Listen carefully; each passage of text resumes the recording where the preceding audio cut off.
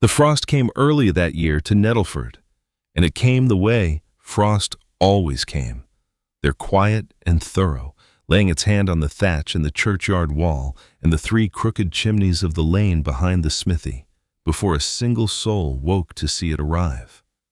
The air smelled of wood smoke and wet stone and the sour breath of the tannery half a mile off, three smells that told anyone born there exactly which morning of the year it was without one word said. It was the kind of cold that got into wool and stayed. Ruth Alder knew the smell of that cold better than she knew her own face in a glass, because she owned no glass worth the name and had stopped looking for her face in windows some months before. She was not a woman a room noticed. She was the kind a room forgot the moment she left it small and plain and quick with her hands, the sort whose name folk had to ask twice and still got wrong. She had buried a husband in the spring, and a daughter not 4 weeks past, and she did not speak of either. She rose before light and worked till her eyes ached, and she told no one that the cold no longer frightened her, because a woman who has already lost the two warmest things she owned has very little left the winter can take. She did not yet know that the cold was about to hand her something back. The husband had been a stonemason named Jonas, a broad, quiet man who had fallen from the scaffold of the church tower on a Tuesday in April and never opened his eyes again. He had been mending the belfry stonework, a job he had done 100 times, and a rotten plank had done for him what no height ever had. Ruth had washed him and sat the 2 nights the parish allowed before the ground took him, and she had not wept where anyone could see, because she had already learned by then that people wanted a widow to weep so that they might arrange their own faces into sorrow and be done with it. She had no patience left for arranging anyone's comfort but her own, and not a great deal for that. The daughter had come in the last warm week of summer, and gone in the first cold one. A girl, not 2 months in the world, taken by a fever that rose in the night and would not be argued down. There had been a doctor. Ruth had not sent for him, and could not have paid him if she had, and she had assumed in her grief that the parish had for once done its duty, and she had let the matter lie there because grief does not leave much room for questions. The doctor had done what could be done, which was little, and had gone before she thought to ask his name, and the child had died all the same, 3 days after quiet at last, against her shoulder, in the hour before dawn. Ruth did not think of these things as she worked. She had trained herself out of thinking of them the way a person trains a dog, off the table with patience and repetition, and a great many small refusals, and mostly it held. She mended linen for 4 households in the village, and took in fine lacework when the vicar's wife could spare it all of it, with hands red at the knuckle all winter, and always would be before light and after dark, by a tallow candle. She guarded like a miser, because tallow cost money, and money that year had gone strange and scarce. It had been a strange year in every particular. The summer had never come. Folks said it was the ash out of some mountain across the sea that had burst the year before and thrown its filth into the sky. And Ruth did not know the truth of that, but she knew that the wheat had rotted black in the field in July, and that a loaf of bread now cost what a family used to spend in a week. The men who had come home from the war with Bonaparte home at last, after 20 years of it, had come home to no work and no bread, and stood about the market cross in Nettleford, with the stillness of men who have learned to wait for things that do not come. The poor rate had gone up. Twice the workhouse had filled past what it was built to hold, and the Reverend preached on Providence at length on Sundays, and gave little from his own purse that cost him anything. Ruth knew that whatever happened in a place like that happened to the smallest creature first. She didn't know yet how thoroughly she would come to learn it. It happened on a Thursday. She had gone out to the old mill at the river bend to fetch a bundle of drying cloth she had left over the beams the week before, lace she had washed for the vicar's wife and hung in the one dry place she trusted the disused mill, having a sound floor still, though its wheel had long since jammed with weed and its trade had gone 20 years since to the newer mill upriver. She went there often enough that the miller's ghost, if there was one, would have known her step. She had a key to nothing, but the door had no lock worth the name, and she let herself in out of a wind that had teeth in it, and stood a moment in the gray light, letting her eyes come round to the dimness. She heard the crying before she saw anything. It was a thin, furious, worn-out sort of crying, the sound of a creature that had been at it a long while and had stopped expecting to be answered. Ruth knew that sound. She had made it herself once into a pillow in the black hours after the funeral, so that the cottage walls and not the neighbors would hear a widow break. She stood very still and let the sound tell her where to go, and it led her to the old grain chute at the mill's north wall, where somebody had wedged a basket between two rotting sacks, and in the basket, wound in a shawl gone gray and thin with wear, was an infant. It was weeks old at most. Its face had gone a color Ruth did not like at all, a pinched blue about the lips, and its small fists were shut hard against a cold that a shawl that thin could do nothing against. There was no note. There was no name pinned to the wool. She went to the door and looked out along the river path in both directions and saw no one, only the water going about its business under the low sky and the light already beginning to fail, though it was scarcely past noon. She stood over the basket the length of one long breath, and in that breath, something in her chest that had been shut fast since the summer came open again, and it did not come open gently. She did not think about the parish or the reverend or what a woman in her position ought properly to do about a foundling with no name and no kin and no settlement in any parish that would own it. She did not think about the law, which she knew well enough would not thank her for what she was about to do. She picked the child up. It was that simple, and it was not simple at all because her body remembered a weight it had held not 4 weeks before and had not held since, and for a moment she could not breathe around the remembering. Then she made herself breathe because the thing in her arms could not wait upon her grief to settle itself. She carried it into the mill's driest corner, out of the reach of the wind, and sat down on an overturned sack, and she did what her body had not forgotten how to do, though her mind had told her every day since the burying that it would never be asked to do it again. Her milk had not wholly gone. She had wondered at that in the empty weeks, had thought it a cruelty that her body should keep making a thing there was no longer any child to take. She unfastened her bodice with hands that did not shake because she had trained them long ago not to, and she put the child to her breast, and the child, after a moment of blind, furious searching, found what it needed and stopped its crying and began instead to feed. Ruth sat like that until the last of the gray light went out of the high window. She sang under her breath after a while, not because she thought any hearer wanted a song, but because her own mother had sung to her that way once in a kitchen much like the one she no longer had, and the tune came up out of her without her deciding on it.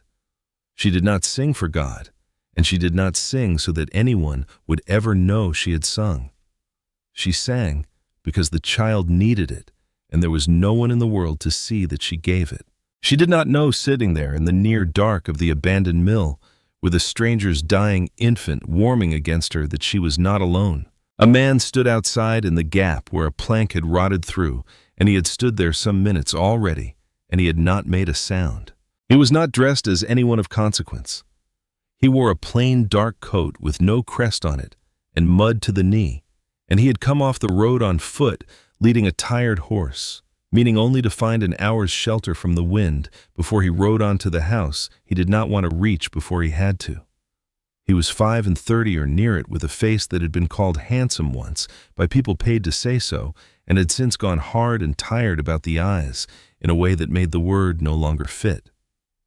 He had not slept a whole night through in 11 days.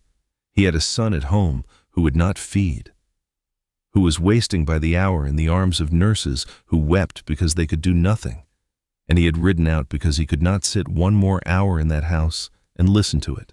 I watched the woman in the mill feed a child that could not possibly be her own wound in a shawl too thin for the season, and he watched her sing to it with her face turned down and no one by. She did not know he was there. She did not sing for him, and she did not sing for God, and she did not sing because any living soul would ever know she had done it. She sang because the child needed the sound, and there was no one to see that she gave it. The man stood there a long time. He did not call out. He did not offer help or coin or his name.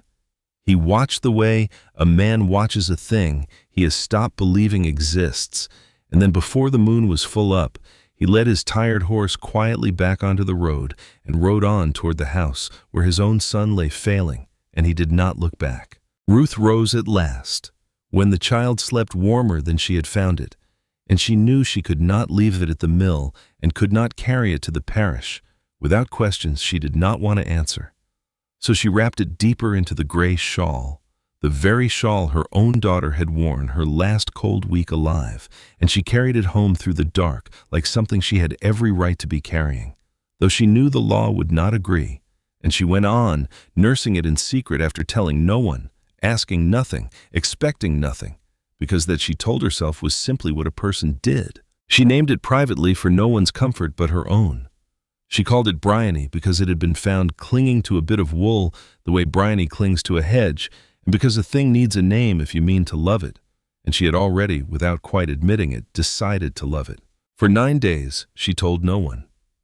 She fed the child at dawn and at dusk, and in the black hours between, and when she had to go out, she carried it hidden under her shawl against her body, where the women at the well would take it for nothing but a widow's own thickening waist, a thought that shamed her and that she endured anyway, because the alternative was the workhouse, and she had seen what came out of the workhouse and what did not come out of it at all.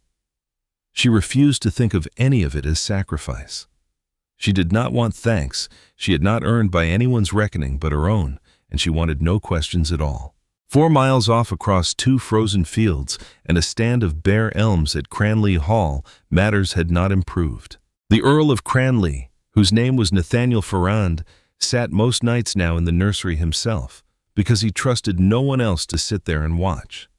His son Christopher, called Kit by the one nurse who had lasted longest, was not yet 3 months old, and had been motherless since the hour of his birth, and he would not take milk from any of the 4 wet nurses hired in as many weeks. The physicians had run out of words that meant anything. The last of the 4 had left in tears that very morning, saying plainly that the child seemed to fight the breast itself, as though grief had got into his small body before he had the words to hold it in, and that she could do no more for him, and would not take the Earl's money for failing. Nathaniel had buried his wife Isabel in the spring, in almost the same week that Ruth Alder had buried her husband, though neither of them would ever learn that particular symmetry. Isabel had died within the hour of Kit's birth, and Nathaniel had been in the room, and he had heard everything a man ought never to have to hear, and he had spent every day since behaving as an earl is expected to behave, which is to say, upright, correct, dry-eyed before the household, and entirely hollow once the door was shut. He had ridden out that Thursday night because the house had become a room he could not breathe in, and he had come home from it, changed in some way.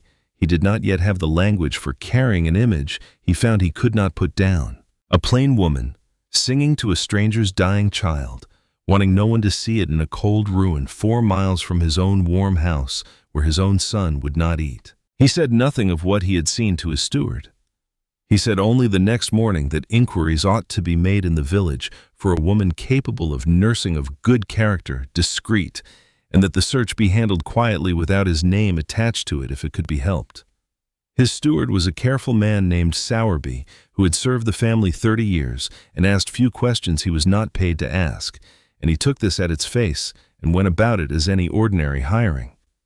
So it was that the Reverend Pettigrew of Nettleford approached without the least suggestion that his lordship had ever set foot in the parish that week, gave the only name he could honestly give. I gave Ruth Alder's name because he knew of no scandal attached to it, because her husband's death had been a public grief the whole village had shared, and because he said she had lately begun to look thinner than a woman ought who was managing well, which the Reverend took for the mark of a hard winter and nothing more. Ruth did not know when the summons came to attend at the hall that the man who wanted her there had already stood in the dark and watched her nurse a child that was not his. She thought only that some great house needed a wet nurse, and had somehow, through no doing of her own, arrived at her door. She thought of Bryony asleep in the cradle she had made from an old drawer, and she thought that whatever came of this, she would not be parted from that child while there was breath in her to prevent it. She went to the hall on a Monday in a borrowed cloak, her own being too thin to be seen in, and she carried Bryony against her body under it the whole 4 miles because she trusted no arrangement she had not made herself, and because she had already decided without quite admitting it that if this house wanted her milk, it would take the child that needed it as well, or it would not have her. She was made to wait a long while in a cold hall, hung with portraits of pharaohs going back further than her own family had ever kept a name. Then, a housekeeper came, a broad, dry-voiced woman, and led her not to the servants' quarters, but up and along to a warm room where a fire had been built high enough to be wasteful, and there before she was shown in, Ruth was left a moment at a window that looked down on the stable-yard. And in the stable-yard, being led in from the cold by a groom, was a tired horse. Ruth was not a woman given to fancy. She looked at the horse the way she looked at everything plainly, and she found that she knew it. She had seen it once in poor light, standing patient outside a broken mill wall, while its master stood in the gap and made no sound. She had thought at the time that she was alone. She had been wrong. She stood at the window and let this knowledge settle into her the way cold settles into wool all the way through, and she said nothing to anyone, and her face gave nothing away, because giving nothing away was the one art poverty had taught her past all others. Then the door opened, and she was shown in, and a man stood at the far window with his back to her, holding an infant that was crying in the thin, worn-out way of a creature that has been crying too long to have much crying left. He turned when the door closed, and she saw his face, for the first time in full light, hard-boned and tired about the eyes, and not handsome in the way the word is generally used. She dropped the small curtsy that was expected of her. She knew him. She was as near to certain as made no difference. The coat was clean now, and the mud was gone. But she knew the set of the shoulders and the weariness in the face, and she had just seen his horse below, and she understood in that moment that the man who had summoned her here from 4 miles off was the same man who had watched her in the dark and said nothing. She did not say so. She held the knowledge the way she held everything she could not yet afford to spend close and quiet and out of sight. I did not waste time on ceremony. He crossed the room and held the child out to her, not as a lord commands a servant, but as a man past pride holds out the last thing he has left to try, and he said plainly without any polish on it whether she could nurse him. Just once, he said, "If it does no good, I will not ask it of you again." Ruth looked at the child before she looked at the earl, because that was always where she looked first, at the one who could not yet speak for himself. She saw a boy gone gray-white about the mouth and hollow at the temple in a way that made her chest go tight with a grief she knew far too well, having watched it in a smaller face, not 4 weeks gone. She did not answer with words. She held out her arms, and he laid the boy into them with a carefulness that surprised her, the carefulness of a man unused to being gentle and trying very hard to remember how. She sat where she was bid, and did what she had done for a stranger's foundling in a ruined mill 9 nights before, without ceremony, without any thanks required. She did not look up at the earl while it happened. She heard him let out a breath behind her that sounded like a rope going slack after too long pulled tight, and she heard him say nothing at all for what felt a long while. When at last she did look up, she found him standing quite still, one hand over his mouth, watching his son feed as though he had not believed until that instant that it would ever happen again. "I has not fed since Tuesday seeing night," he said. His voice had gone rough in a way it plainly cost him to allow. "I is hungry now," Ruth said. That is all. He only wanted someone who was not afraid of him. The earl looked at her. Then, the way a man looks at a fact he has been handed and does not yet know what to do with. He did not thank her. He asked her name, and when she gave it Alder Plain, with no honorific attached, he repeated it once under his breath as though setting it somewhere he meant to keep. Then he asked what wages would answer, and Ruth said she wanted none beyond her keep, which was not entirely true, because she had a small, fierce condition of her own. She meant to state before the hour was out, and it concerned a child asleep at that moment beneath her borrowed cloak, warm still from its last feeding. She told him of it plainly.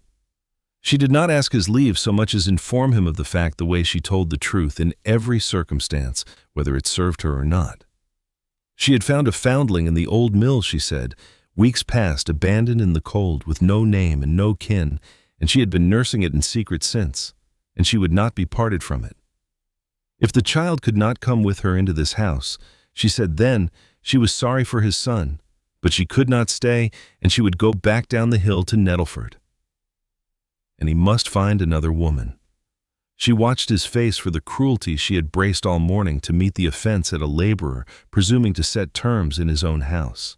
It did not come. He looked at the sleeping foundling a long moment when she drew back the cloak to show it, and something crossed his face. She could not read it all. Something that looked almost like recognition, though she could not think why a stranger's face should soften at the sight of a foundling he had never laid eyes on. She thought of the mill and the man in the gap of the boards, and she wondered, and she said nothing. He said only that the child could stay, and that a cradle would be found for it by nightfall, and that no more need be said of the matter.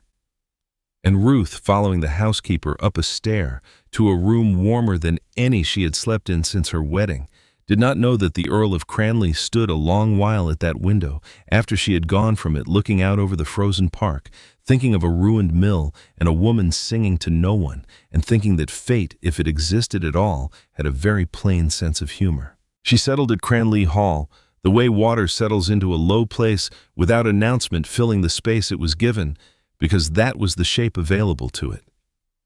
Within a week, the household had a rhythm built round 2 cradles, instead of 1, Kit's in the nursery proper, and Bryony's set beside it, because Ruth had made it her condition that the children never be past her reach, and the Earl, to the visible astonishment of his staff, had not argued the point. The housekeeper was a woman named Mrs. Dallow, who had run that house through 2 earls and 1 long minority, and she took to Ruth within the fortnight in the particular way of women who have decided on very little evidence that a person is worth the trouble of liking. She brought her tea she had not asked for. She corrected her on nothing she did not need correcting on. She said, the first week watching Ruth rock both cradles at once, with a foot under each rocker, that she would wear herself to a thread. And Ruth said she had been threadbare a good while now, and saw no cause to change the habit. And Mrs. Dallow laughed the short bark of a laugh she gave to very few people in that house. The Earl came to the nursery most evenings, ostensibly to see his son, and stayed rather longer than that errand required. He was not a man who found conversation easy. He asked her the second week plain questions about her husband, about the mason's trade, about how a woman came to know the names of every fever a child could take, and she answered him plainly in turn, without softening any of it for his comfort, and found somewhat to her own surprise that he did not flinch from the plainness the way most gentry did. "You speak the truth very readily," he said to her once, watching her settle Bryony against her shoulder with the ease of long practice. "I have found it saves time," she said. "Most people only want the comfortable version. I have none to give." He almost smiled at that. It was not quite a smile, more the shape a smile leaves behind when it has been away a long while and is trying to remember its way back. And Ruth noted it the way she noted most things, without comment, though she found after that she watched for it again, the way one watches for a bird one has heard but not yet seen. She learned in pieces that his wife had died within the hour of Kit's birth, that he had been in the room, that he had heard everything a man ought never to have to hear, and that he had not, by his own admission one evening when the fire had burned low and his guard with it, quite forgiven himself for surviving it while she had not. He did not tell her this for sympathy. He told it the way a man tells a fact he has decided for reasons of his own no longer to carry entirely alone. "You did not cause it," Ruth said. "No," he agreed. "But I have found that knowing a thing and believing it are not the same exercise." "No," she said, "they rarely are." He looked at her a long moment. Then, in the particular way he had begun to look at her, as though she were a sum he kept arriving at and could not quite believe, added correctly. And he said nothing further, and she did not press him, because she had learned long before that grief-given room would come out in its own time, or not at all, and it was not her place, whatever her place had become, to hurry an earl's mourning along. The winter closed in hard after that, and it closed in on the whole country, And not on Cranley alone. The failed harvest had emptied the granaries early, and by January, the price of a loaf had climbed past what a laboring man earned in 2 days, and there was hunger in the cottages along the Cranley land that no amount of the Earl's rents could disguise. Word came up from the south of great gatherings of the desperate in the fields near London, thousands of men who had come home from the war to nothing, and now stood in the cold demanding bread, and the gentry spoke of it at their tables, in low voices, the way men speak of a fire seen on a far hill when the wind blows their way. Ruth heard the talk from the edges of rooms as servants hear everything, and thought of the men at the market cross in Nettleford, and said nothing because nothing she could say would put bread in a single hand. What she noticed and said nothing of either was that the Earl did something about it, not openly. Twice that month she saw Sowerby set out before light with the cart loaded under sacking, and once she heard from Mrs. Dallow, who heard everything that grain had gone quietly to 3 cottages on the far side of the parish where a labourer had died and left a widow with 5, and that his lordship had given orders. It was to be laid at the door before dawn, with no word of where it came from. "He does that," Mrs. Dallow said, in the careless way of a woman thinking aloud over her mending. "Always has, never a word after. Lets folk think it was the parish or Providence or nobody at all."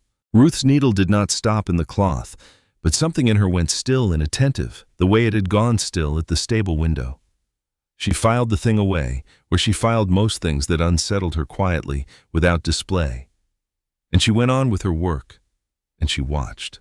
It could not, of course, remain so simple, because a house like Cranley held more than an earl and his housekeeper and 2 thriving children.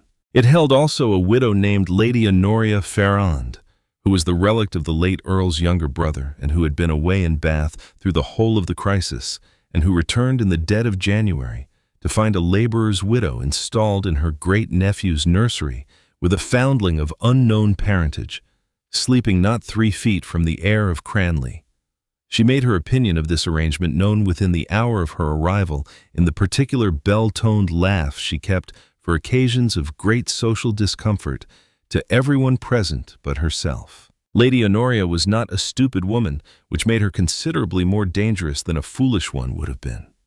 She had a son, Lionel, a man of near 30, with soft hands and expensive habits, who stood next in the line after little Kit, and Honoria understood the shape of an inheritance the way a sailor understands weather. She understood too precisely which words would wound without her once raising her voice, and she deployed them over a dinner she insisted be laid formally on her first evening home, with Ruth summoned down to give an account of herself before a table of people who had never in their lives had to give an account of anything. Alder Lady Honoria said, turning the name over as though examining a coin for a false stamp. "I do not know it. Is it a Wiltshire name?" "I could not say, my lady," Ruth said. "I never had occasion to ask." "No," said Lady Honoria, with a small bright laugh. "I don't suppose you would have. One's people do not generally trouble to remember where they came from when where they came from is nowhere at all." Ruth set her fork down very carefully.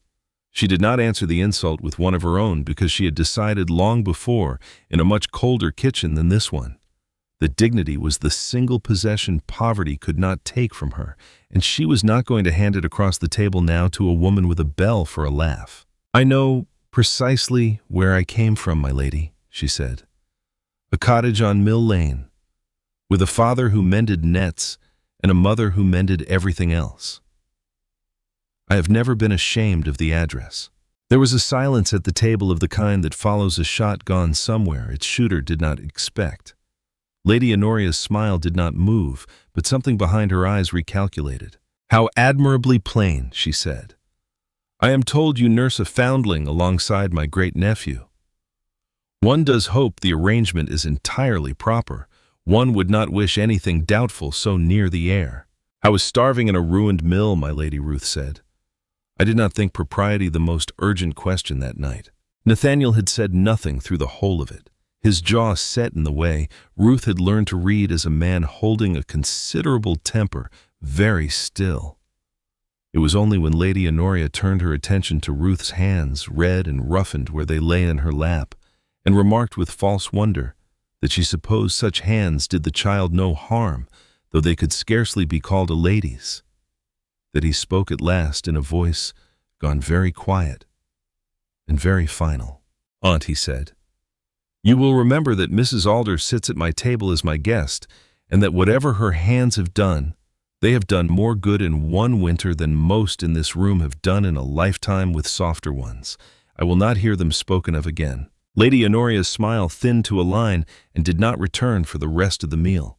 Ruth, climbing the stair to the nursery afterward, with her hands still red, still steady, folded before her, found that she had not once, through the whole ordeal, let a single tear reach her eyes, though her chest had ached with the effort of it the entire time, and she told herself on the stair that this at least was a thing she had kept whatever else the evening had cost her. It was some days after that dinner that Ruth learned the thing that rearranged everything she had thought she understood about how she came to be in that house at all. She had been asked to mend a quantity of table linen gone thin at the folds, and the work had been carried for her to a small room off the steward's office where the light was good and a fire was kept for the account book's sake.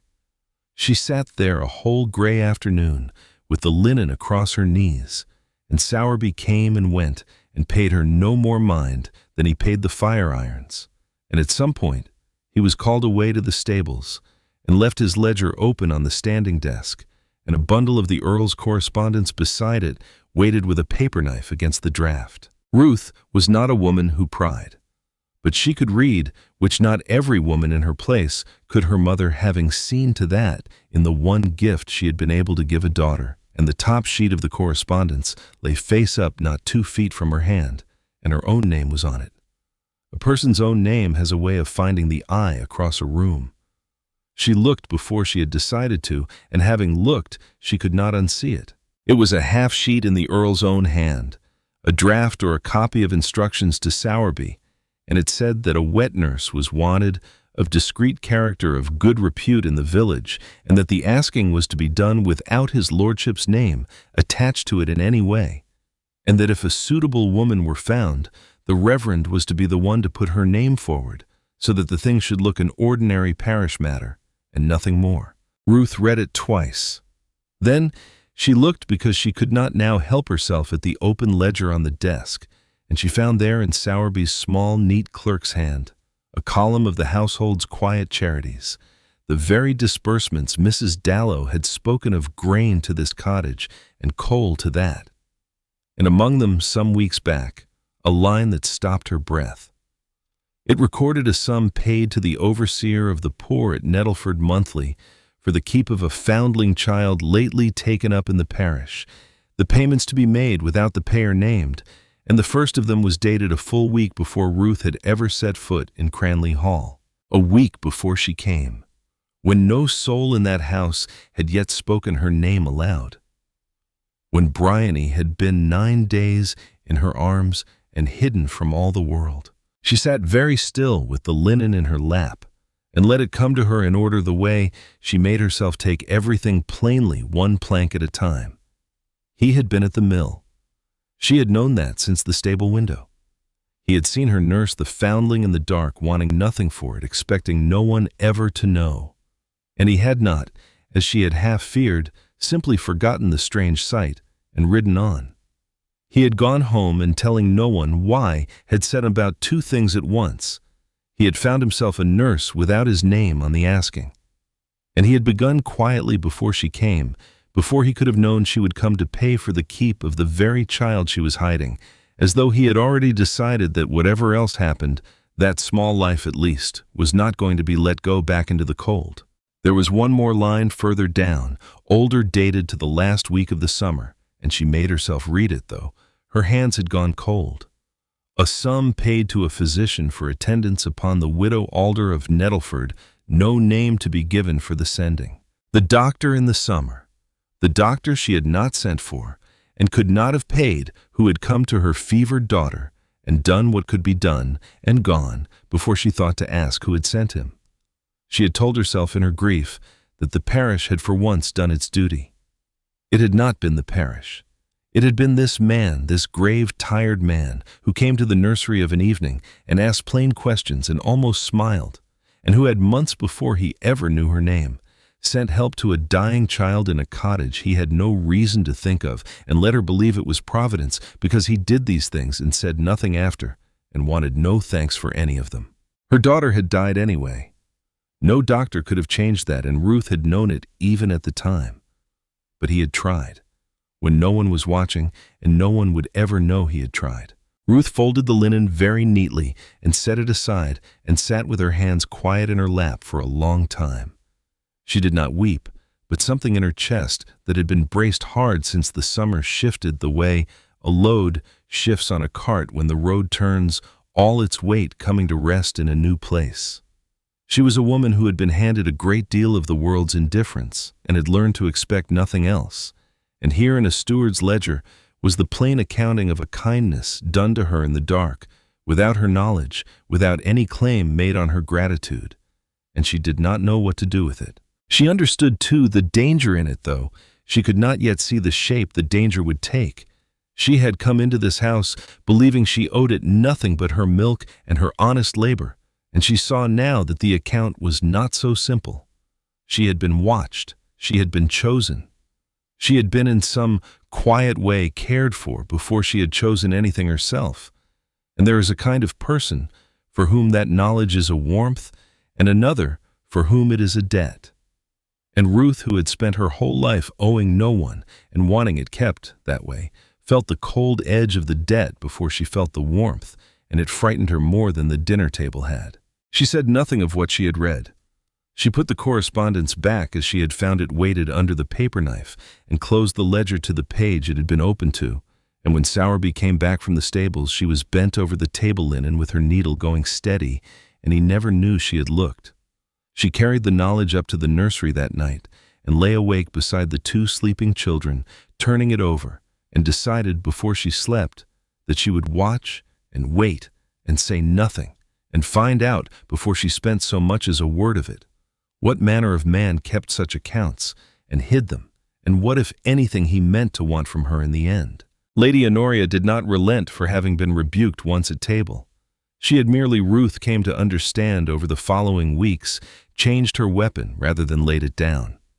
She began a quiet campaign among the upper servants in the guise of concern for the child's welfare, suggesting that a foundling of no known parentage had no business under the same roof as an heir, that questions ought to be asked about a woman who had appeared so conveniently useful so soon after her own child's death.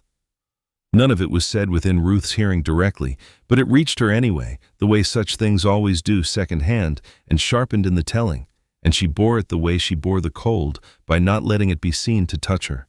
But she had learned at the steward's desk the value of listening at the edges of rooms, and she had learned that this was a house that kept its truths in ledgers and low voices, and so she began without ever deciding on it as a plan to be more often in the places where low voices carried. It was in this way one bitter afternoon near the end of January that she came to be sitting with her mending in the small anteroom off the winter parlor, screened from the parlor itself by no more than a half-open door and a folding screen, when Lady Honoria came in with two others and did not know that anyone was by.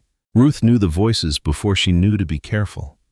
One was Lady Honoria's, and one was her son Lionel's, soft and petulant, and the third was a dry, precise voice she had not heard before, a man's, which she took from the way the others deferred to it on points of business, to be a lawyer.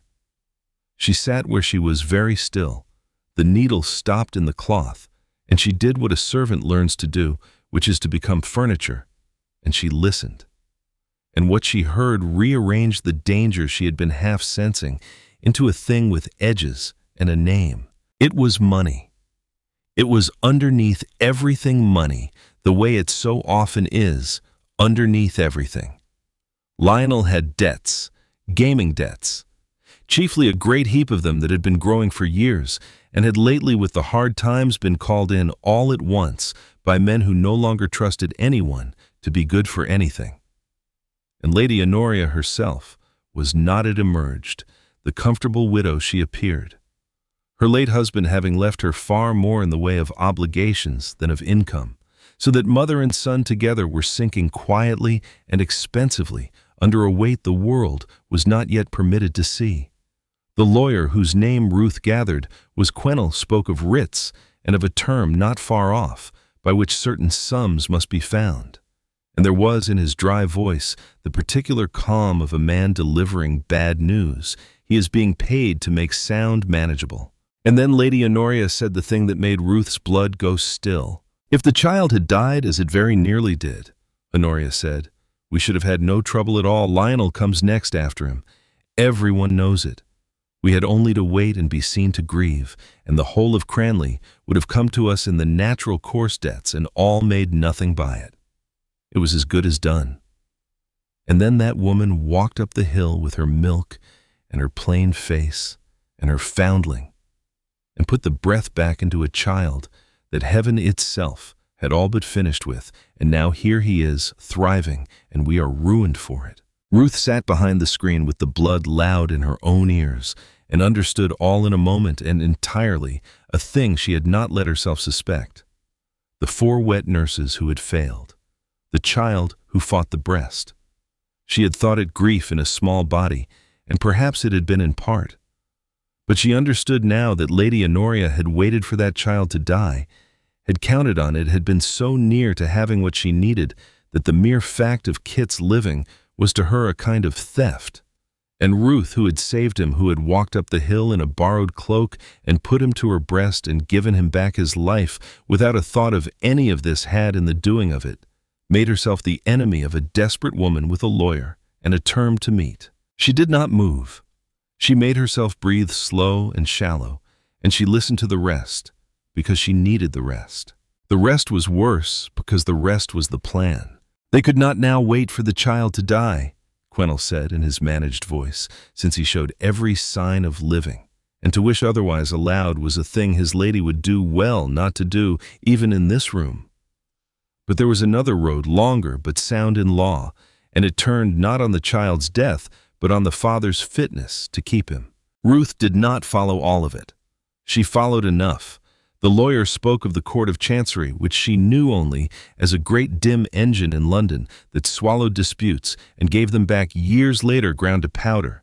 And he spoke of wardship, which she did not know until he explained it, that the court had power over the persons and fortunes of infants who stood to inherit great estates, and that where a family could be shown unfit to raise such an heir, the court might take the child into its own keeping and appoint a guardian in the family's place, and that such a guardian had the ordering of the estate's revenues through the whole long minority of the child, which in the case of an infant not 3 months old meant 21 years of it. 21 years of Cranley's revenues, ordered by whoever the court could be brought to appoint.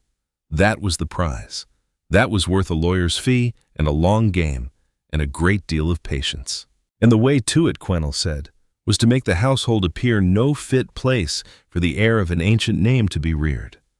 A widowed earl, sunk in his grief, keeping no proper establishment, and in the very nursery, with unsupervised charge of the child, by night and day, a laboring woman of no family, taken up off the parish on no character, but a country parson's word, who had walked into the house within days of burying her own infant, and who kept besides the heir's own cradle a second child, a foundling of no known parentage, whatever got. No one knew how or on whom, a nameless thing out of a ditch with no more claim to be under a nobleman's roof than a stray dog. Said all that before the court. Quennell said, dressed in the language of concern for the child's welfare and the dignity of the name, and let a respectable kinswoman, a lady of unquestioned character, come forward, grieved and reluctant to offer herself as guardian in the family's stead. And the thing was not certain. He would not say it was certain, but it had teeth. It would at the least drag the family's name through the court's mud for years and tie the estate and chancery so tight that no rent could move without a master's order. And long before the end of that, the earl might well be brought to terms simply to have it stopped. And the woman Lionel said, "The nurse. She is the whole difficulty, is she not?" If she and her brat were gone, the rest is only an old man's grief and a motherless child, which is nothing to hang a case on. She and her brat, Quennell agreed, are the useful part. The impropriety of her. The mystery of the foundling. They are what make the household look unfit. We shall want them kept exactly where they are, and their strangeness made much of until the case is laid. And should it prove convenient later to have the foundling removed, that is easily done. A child of no settlement in the parish can be sent to the workhouse on a magistrate's order any day of the week and no one to say against it. We need only choose the moment. Ruth sat behind the screen a long time after they had gone. The fire in the parlor burned down and no one came to mend it. She held the needle in the stopped cloth and did not move, and she understood that she had been handed all at once the whole of the danger, its shape, and its name and its intent, and that she had been handed it precisely because she was furniture, because a woman like her was so far beneath the notice of a woman like Lady Honoria that they had spoken their ruin aloud within her hearing, and never thought to wonder if the plain thing in the corner had ears. She thought first and before anything else of Bryony. A child of no settlement sent to the workhouse on a magistrate's order any day of the week, no one to say against it the moment it should prove convenient. She had known that danger in a general way from the start. She had not known it was to be used, held ready, spent, when it would hurt the most. And she found sitting there in the cold that whatever fear she felt for herself was a small thing beside the fear she felt for the child, and that the fear for the child had already, before she had decided anything, become something harder and steadier than fear. She did not go to the Earl. That was her first thought, and she put it aside almost as fast because she did not yet know what she held. Only its outline, and a woman in her place who ran to the master with an accusation against his own aunt, overheard from behind a screen, with not a scrap of proof, would be thanked and doubted, and if Lady Honoria were quick, turned out of the house before nightfall for a troublemaker, which was precisely the removal the plan required. She would say nothing until she had something in her hand that could not be laughed off. She did not yet know what that would be, but she knew now what she was looking for, and she had learned in a steward's office that this house wrote everything down. The Earl came to her before she had found her proof, and he came to say a thing of his own. It was late, the children long asleep, the fire down to its last red eye, and Ruth was still awake because she had been awake most nights that week when Nathaniel came quietly into the nursery, as he sometimes did, to look at his son, and stood a while at the cradle and then did not go. He stood by the hearth instead, with the look of a man who has rehearsed a thing in the dark for a long time and still cannot make it come easy. And at last he said that there was something he ought to have told her long since and had not, and that he found he could no longer carry the not telling of it. I was at the mill, he said, the night you found the child. I had ridden out because I could not sit in this house one more hour and listen to my son fail and know that nothing I did made any difference to it. I stopped for shelter and I saw you through a broken board, and I watched you feed a starving foundling that was nothing to you in the cold with no one there to see, and you sang to it as though the singing mattered as much as the milk. I did not make myself known. I have told myself since that it was because I was a stranger with mud to my knees and no business frightening a woman alone in the dark, and that was true as far as it went. It was not the whole of it. Ruth did not tell him that she had known since the stable window and had known the rest since the steward's desk. She found she wanted to hear him say it, all of it in his own words, more than she wanted the small triumph of telling him she had got there first. She only asked quietly what the whole of it was. I wanted to see, he said, what a person does when they believe no one of any consequence is watching them at all. I have spent 5 years among people who perform their goodness for an audience and collect the credit after, and I had begun to believe there was no other kind left anywhere in the world. You proved me wrong without knowing you were proving anything because you did not know I was there, and that is the only test I have ever trusted because it is the only one no one can prepare a face for. I found you a place in my house because my son needed you, and that was true and needful. but I will not pretend it was only that, because I have decided I am done pretending things to you." "I know," Ruth said. I looked at her. "I have known you were the man at the mill since the day I came," she said. "I saw your horse in the yard, and I found the rest in Sowerby's ledger. 3 weeks passed. The nurse wanted with no name to the asking. The Foundlings' Keep paid a week before ever I came up the hill the doctor sent to my own door in the summer. I have known all of it and said nothing because I did not know what you wanted of me for it, and I have spent my whole life owing no one and did not know how to owe you." I was quiet a moment. Then he said, "You owe me nothing. That is the thing I most needed to say and have said so badly. I did not do any of it to be owed. I did it because I could, and because it was needful, and because it was the only way I had left of feeling that I was still a man, and not only a title with a dead wife and a dying son. If you have been carrying it as a debt these 3 weeks, I am sorry for it. Put it down. It was never a debt. It was only a thing one person does for another when the doing costs them little and means much, and it is not made larger by being spoken of, which is why I never meant to speak of it, and would not now, except that I find I cannot have anything false standing between us." Ruth sat with that and found that the cold edge of the debt she had felt at the steward's desk was in the plain light of his saying so, not there anymore, and she did not entirely know when it had gone. "Why now?" she asked. "Why tell me now when you kept it so long?" "Because I am afraid.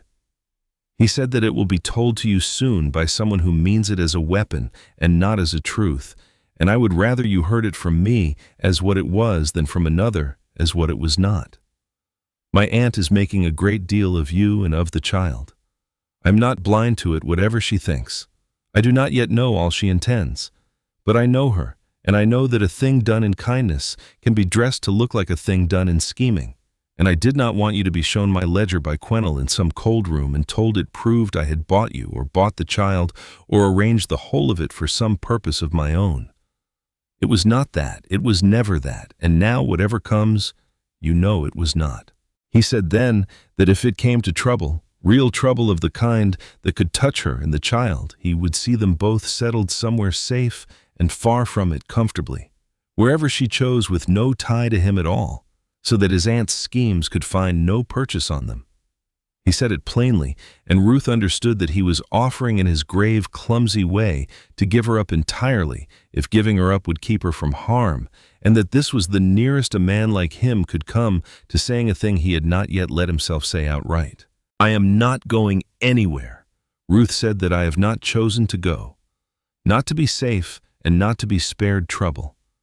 I have had a great deal of both safety and trouble in my life, and I have never yet let another person choose which I should have. If there is a fight coming to this house, I will meet it here where the children are, and not from some comfortable distance you have arranged for my protection. Something in his face when she said it was as near to unguarded as she had ever seen it. He did not argue. He said only that he had thought she would say something of the kind, and that he found he was glad of it and more afraid for her because of it both at once. And he went at last and left her awake by the dying fire, and she sat there and knew that she had a proof to find and very little time to find it in. The proof, when Ruth went after it, did not begin in a ledger at all. It began with the one thing about Bryony she had never been able to explain and had put away unexamined, because there had been no time to examine it, and which she took out now and turned over in the cold light of everything she had learned. The button, on the night at the mill, wound into the folds of the thin gray shawl the child had come wrapped in before Ruth changed her into her own, there had been a button. She had thought nothing of it at the time, a bit of brass, a poor mother might have sewn on for want of a proper fastening, and she had kept it only because one keeps such things, and it lay now in the bottom of her workbox among the odd buttons and broken pins. She took it out and held it to the candle, and saw, as she had not troubled to see before, that it was no common button. It was livery brass, heavy and well made, and stamped into its face was a device she had seen 100 times in the past 2 months on the panels of the Earl's carriage and over the great hall door, and carved into the stone above the gate. It was the Cranley crest. The child had come to the mill wrapped in a shawl that had sewn to it a button off a Cranley servant's coat. Ruth did not run to any conclusion. She had learned better than that.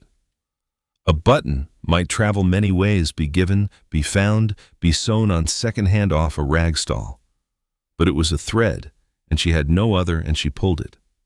She went on her next afternoon at liberty down into the parish to an old woman named Sadler, who had done the Cranley washing for 40 years before her eyes failed her, and who now sat by other people's fires and remembered things. And Ruth brought her a twist of good tea and let her talk, which was all the old woman wanted, and steered her gently toward the servants who had come and gone at the hall. The old woman remembered them all the way. The failing-sighted often remember in voices and in griefs. And among the griefs brought up unasked once, Ruth had let her wander long enough, was a dairymaid, a pretty biddable girl named Alice Weir, who had been turned off from Cranley in the late spring, cast out without a character. And the shame of it, the old woman said, was that everyone knew why, and everyone knew who, and no one said, because the who was above saying. The girl had been got with child, and the family that had ruined her had put her out to hide it, and she had gone off into that terrible summer with no place and a baby coming, and no one had heard of her since. And the old woman supposed she had died as so many had died that year of the cold or the hunger or the shame. It hardly mattered which. Ruth asked as lightly as she could make it who the who had been. And the old woman, who was blind and old and past caring what she said, to a kind stranger with good tea, said that it was the young gentleman Lady Honoria's boy, Mr. Lionel, who had never in his life been made to pay for anything, and was not made to pay for that either. It was the mother who had done the turning. Off, the old woman said. Lady Honoria sent the girl away herself, quiet and quick, to keep her boy's name clean, and there was no more mercy in the doing of it than there was in a knife. Ruth walked home in the early dark with the button in her fist, and the pieces coming together plank by plank, the way they always did with her. A dairymaid turned off in the late spring, a baby coming. A foundling left in the autumn at the very mill, where a certain washerwoman was known to hang the vicar's lace where a desperate girl might leave a child, in the one hope that a poor kind woman would find it before the cold did. It was not proof. A shawl and a button and an old blind woman's memory were not proof. But she knew the way she had known her husband was dead before they told her, and she knew where proof would be if proof there was. She went to the Reverend Pettigrew. She told him only a part of it, that she had reason to believe the foundling she nursed had kin in the parish who might be found, and that she wished for the child's sake to know its right name and settlement, so that no one could ever call it a thing out of a ditch again. And the Reverend, who was not a hard man, only a tired and comfortable one, and who had a fondness for Ruth as the one truly deserving case. His indifferent charity had ever quite reached, let her sit with the parish register and the papers of the overseer of the poor, which were kept as such things were in a chest in the vestry. She found it near dusk, by a guttering candle in the overseer's book of examinations, when a woman was brought to bed of a bastard child and could not keep it off the parish. The overseers had the getting of the father's name out of her on oath before a magistrate, so that an order might be made for its maintenance, and the parish spared the cost. Alice Weir had been so brought in the last month of the summer, great with child and starving, and had sworn her examination before a magistrate, and it was written down in a clerk's fair hand, and signed with the girl's own uncertain mark, and it named the father of the child. She carried plainly for the record, as required by law, Lionel Ferrand of Cranley Hall, gentleman. Ruth sat in the cold vestry with the book open on her knees, and understood the whole of it at last, the last plank set into place. The foundling she had pulled, blue-lipped from a basket in a ruined mill, the nameless thing Lady Honoria meant to use as her proof of the household's unfitness, the stray dog out of a ditch with no more claim to be under a nobleman's roof than a beggar's brat, was Lionel Ferrand's own child, was Lady Honoria's own grandchild, was of the blood of Cranley as truly as little Kit himself, got by the very man who stood to gain the whole estate, cast out to die in the cold by the very woman who now dressed herself in concern for the dignity of the name. And Lady Honoria did not know the child had lived. That was the thing Ruth saw last and saw most clearly. Honoria had turned the mother off and washed her hands and believed the shame safely dead in some ditch with the girl who carried it. She did not know that the child was 3 feet from the heir's cradle. Every night, warm and thriving under the roof, she was scheming to command, nor that the foundling she had made, the center of her whole case, was the one piece of evidence in all the world that could destroy her. Ruth closed the book.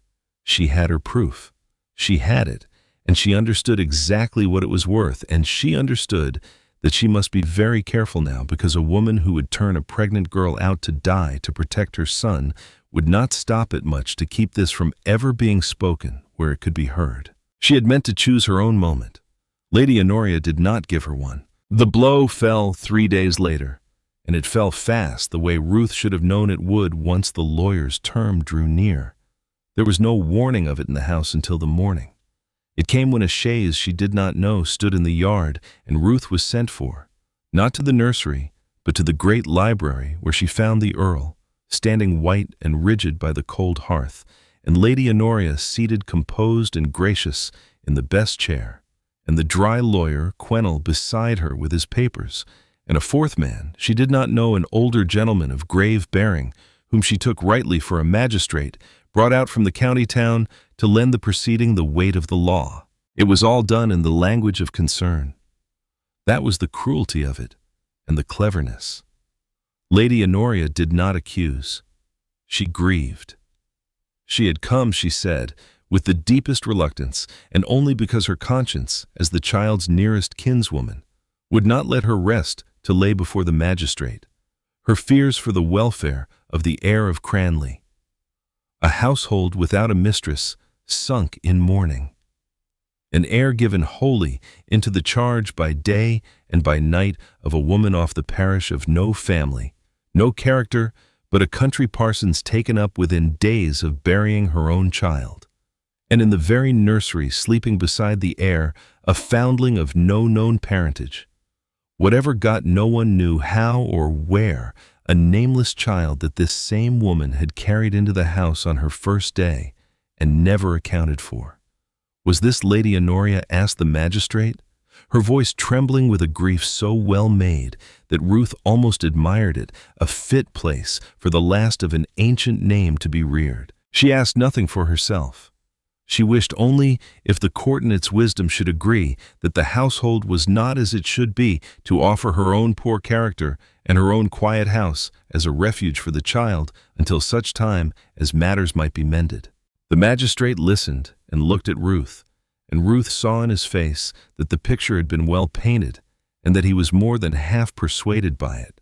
Quennell laid his papers before him, the beginning of the suit in Chancery, and spoke smoothly of wardship and of fitness, and of the court's ancient care for the persons of infant heirs, and the words fell into the room like stones into a well, and Ruth felt the household closing over her head.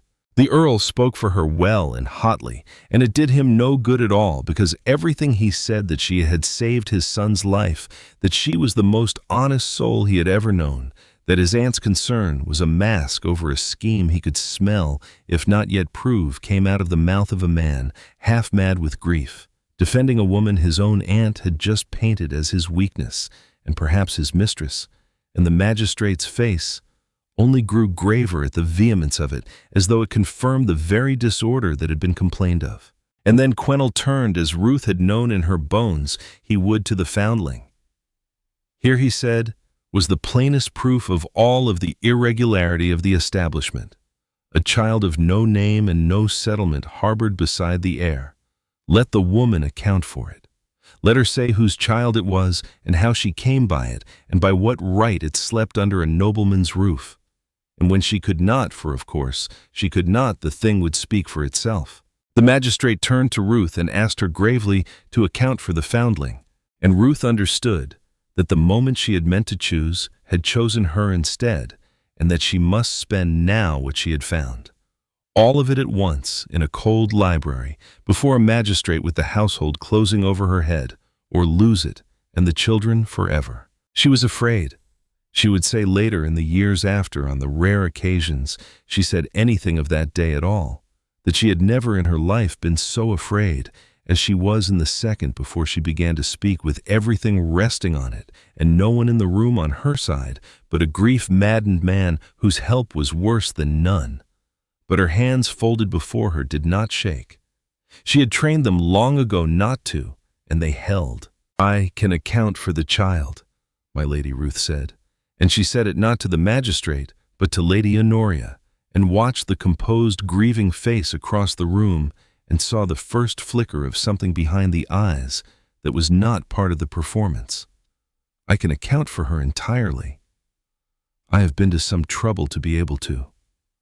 I did not mean to speak of it here and in this company, but since I am asked before a magistrate on my oath, I will." She told it plainly in order the way she told everything. She told how she had found the child in the mill in the autumn blue with cold, wrapped in a thin gray shawl, and how sewn into that shawl had been a button, and she drew the button from her pocket and asked the magistrate to look at it and to say whose crest was stamped upon it, and the magistrate looked, and his grave face changed, because the crest was the crest of Cranley, carved above the very door he had entered by that morning. She told how she had traced the shawl and the button back through an old washerwoman's memory to a dairymaid named Alice Weir, turned off from Cranley Hall in the late spring of the year, cast out without a character with child to hide, a shame that was not hers to bear alone. She saw Lady Honoria go very still, and she told last that she had been to the vestry at Nettleford and had read there in the overseer's book of examinations the sworn statement that Alice Weir had made before a magistrate in the last month of her life, great with child and starving, naming on her oath the father of the child she carried as the law required of her. And she said the name, Lionel Ferrand, of Cranley Hall, gentleman. The room was very quiet. Lionel, who had been lounging near the window with the bored insolence of a man watching a servant be dealt with, had come off the sill and gone the color of tallow. Lady Honoria's grieving mask had not so much fallen as frozen, held in place over a face that no longer knew what it was doing behind it. The foundling Ruth said, "Into that quiet is Alice Weir's child. And Alice Weir's child, by her own sworn word, is Mr. Lionel Ferrand's child, which makes the nameless thing out of a ditch that her ladyship would have this court removed to the workhouse, her ladyship's own grandchild. Got by the sun she turned a girl out, to die to protect. Left at a mill to freeze in the autumn while its grandmother was in Bath, and carried these 3 months warm and living, and not 3 feet from the air she claims to be so tender of by the laboring woman of no family who found it in the cold and could not walk past it." It was at this point, the Earl would say afterward, that the whole current of the room turned, and it turned not on passion, but on paper. The Earl's own man of business, a spare, careful lawyer named Rooke, had been sent for the moment the chaise appeared in the yard, on the bare instinct that Nathaniel would want law of his own in the room, and Rooke had sat through the whole of it saying nothing, and taking Ruth saw now a great many quiet notes. He rose.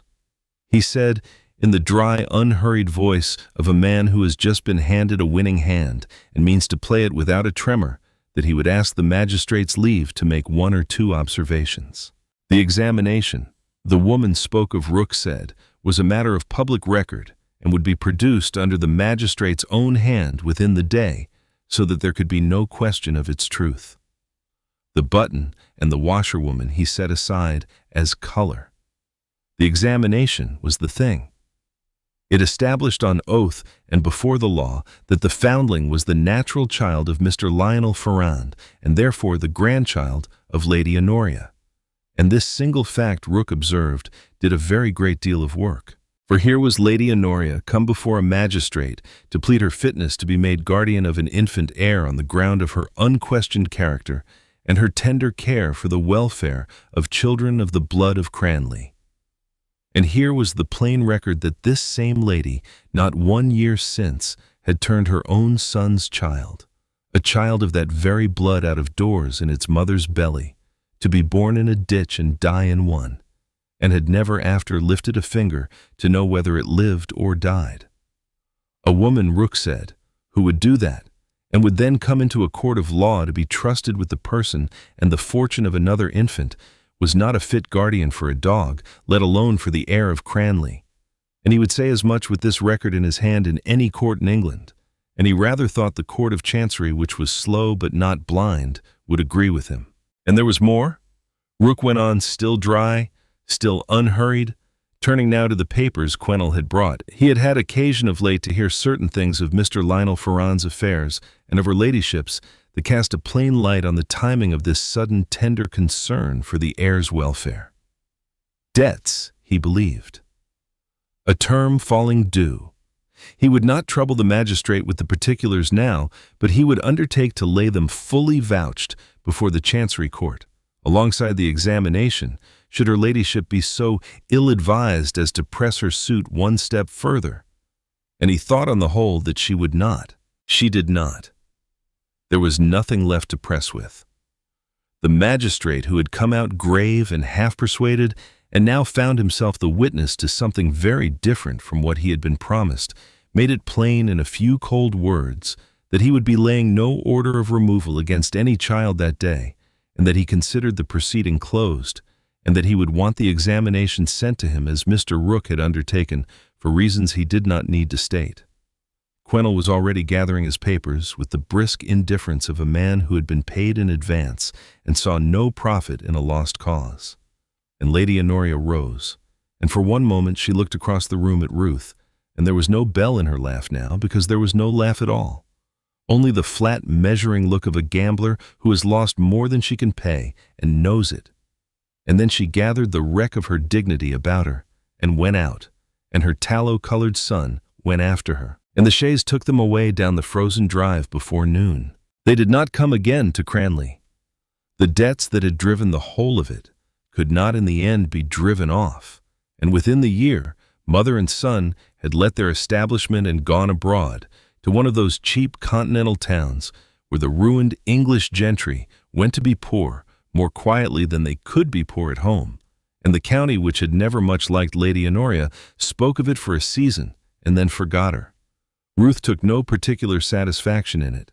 She had done what was needful to keep the children safe, and she had done it to the hilt, but she had not done it for revenge, and she did not gild it into revenge afterward.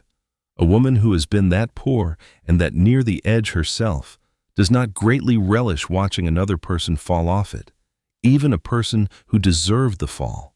There came a letter from Bath the following Christmas before they went abroad. A short, correct letter from Lady Honoria that asked for forgiveness without ever once using the word the way such letters do. Ruth read it twice and set it in the nursery fire and watched it catch, not out of cruelty, but because some doors are more kindly considered closed than opened, and she had no wish to reopen that one, even to be gracious through it. The child stayed. That had never after that morning been in any doubt. But there was a difficulty in it that Ruth, who had learned by then a good deal about the law from listening at the edges of it, saw clearly and named before anyone else could. There was in the England of that year no such thing as a lawful adoption. A child could not be made another's in the eye of the law by any wish or deed or love, however great. The most that could be done was that a child could be taken as a ward, raised and provided for and loved as one's own, but never in strict law made one's own. And so it was as a ward of the Earl's that Bryony was to be kept, which suited the truth of the thing well enough, since the blood in her was Cranley blood, after all, though of the crooked branch, and no one at the Hall ever again let the word foundling be said of her. The Earl asked Ruth to marry him in the spring, when the thaw came at last to the frozen park and the elms began cautiously to bud in a year that had decided, after all its cruelty, to let the warmth come back into the world. He asked her plainly, as he did everything now. He said he was not asking because she had saved his son, though she had, and not because it would be convenient. Though it would, and not out of gratitude, which he had learned that year she despised being the object of. He asked, he said, because she was the most honest person he had ever known, and he would rather live the rest of his life being told the plain truth by her than be flattered by anyone else in England for the length of it. Ruth was quiet a while, turning a spool of thread in her fingers, and then she said he would need to hear her terms before she answered anything at all. "Name them," he said. She said she would never again be lied to, not to spare her feelings, not to keep a peace.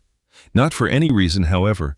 Kindly meant having had enough of kindly, meant silences to last her. And she said she would not be a wife kept quiet in a nursery while the rooms downstairs decided what she might say in them, and that if she was to be his wife, she would be spoken to as herself in every room of the house, or she would not be his wife at all. "Those are already met," he said, "because I find I have run entirely out of patience for keeping anything from you, and rather less taste than I once had for any room in this house that would ask you to be silent in it." There was one more term, and it was Ruth's own, and she attended to it herself before ever the banns were read, being still in the eye of the law, a widow and a woman in her own right, with a widow's power to order her own affairs, a power the law would take from her again the moment she married. She would not give that power up, she found, without first using it. And so, she had Rook draw up before the wedding a settlement upon the child Bryony Monies set aside in the hands of trustees and secured to the girl past the reach of any future misfortune, done through the same slow great court of chancery that Lady Honoria had meant to use to steal an estate, and used now quietly and rightly to shelter a child no one had wanted. Ruth thought about that as she signed it. The same engine could grind a family to powder in the wrong hands, or stand a wall around a foundling in the right ones, and the difference was not in the law, but in the person who reached for it, which was, she thought, rather the whole of the matter. They were married in June quietly in the Cranley Chapel, with Mrs. Dallow weeping openly in the second pew, and both children brought in for the last 5 minutes, because Ruth would not be married without them in the room kit. Sturdy now and gripping a fistful of someone's coat, and Bryony beginning to pull herself up by the pew ends. Ruth wore no jewel finer than the plain gold band he set on her finger, and she thought, watching the summer light come green through the old glass, that she had never in her life felt richer than she did in that borrowed hour married for nothing but herself. A year turned, and the frost came early again to Cranley, quiet and thorough, as it always came, laying its hand on the park, the same way it had the year Ruth first climbed the hill, though the house it settled over held very different people now. Ruth sat by the nursery fire of an evening with Kit, leaning drowsy against her knee, past his first birthday and stout with it, and Bryony beside him, and the Earl came in as he always did at that hour, and took her hand bare, because she had left off wearing gloves indoors months since, and he had never once remarked on it, except to say one time that he preferred her hands, as they were red at the knuckle and steady, to any smoother pair he had ever held. She reached that evening for the old gray shawl, kept still in the mending basket by the fire, worn thin now at every fold, and drew it up over Kit's shoulders where he had begun to shiver in his sleep. It was the same shawl that had wrapped a dying foundling in a ruined mill and a grieving woman's own daughter before that, and it settled now over this warm, living boy, exactly as it had settled over every child she had ever loved. And she thought, watching it, that some things are given away, expecting nothing, and are given back 100-fold, regardless, though, almost never to the one who gave them, only to whoever comes after and needs the warmth just as badly. For a person's true worth is never measured by what they do when the world is watching. It is measured always and only by what they do when they believe that no one of any consequence is watching them at all.